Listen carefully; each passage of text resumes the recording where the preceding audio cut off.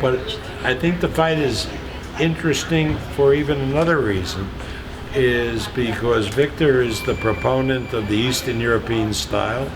He fights like a disciplined Eastern European fighter, and Terence has become the leading proponent of the African American style, which was introduced by Ray Robinson, and then Ali and Sugar Ray Leonard and Mosley and Floyd Mayweather. It's going to be interesting to see two really top-level fighters, each with one of those styles, fighting each other. I can't wait to see it, because I just don't know, when you get two top-level guys, each with a different school of boxing, how that's going to come out. And Bob, as you mentioned before, the media is saying this fight is 50-50. Boxing fight fans feel the same way. Why is Terence Crawford 6-1 favorite? Terence Crawford is 6-1 favorite because he's an American, and that until recently, when you matched an American fighter, particularly an African American fighter, with an African American style against an Eastern European, the African American had the rhythm and the speed to beat the Eastern European fighter.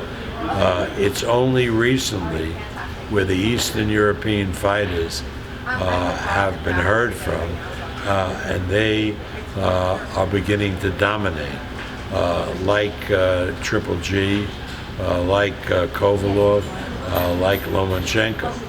So the question then is, people who follow boxing say, hey, look, these Eastern European guys are tough, and their style is really interesting, and they're disciplined.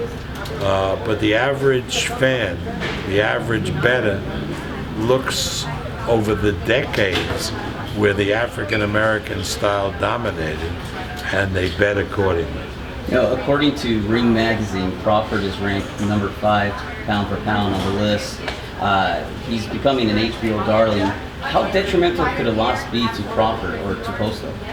Well, a loss is never good, particularly when you have an undefeated record and you're a world champion.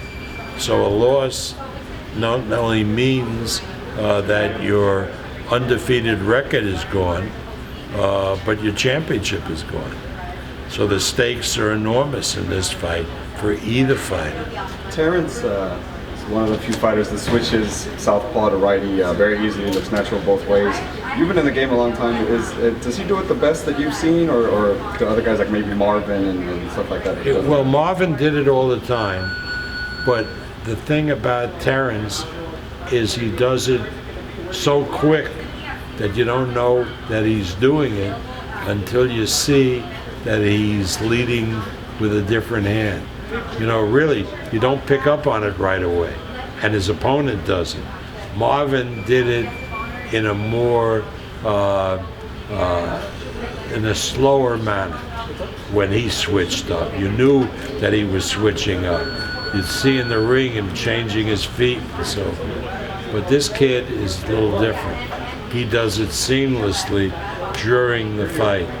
The only guy I've seen who did it like he did is there was a fighter from Fort Worth. He was terrific for a while, named Donald Curry. And Curry switched very quickly, and that was one of his big strengths.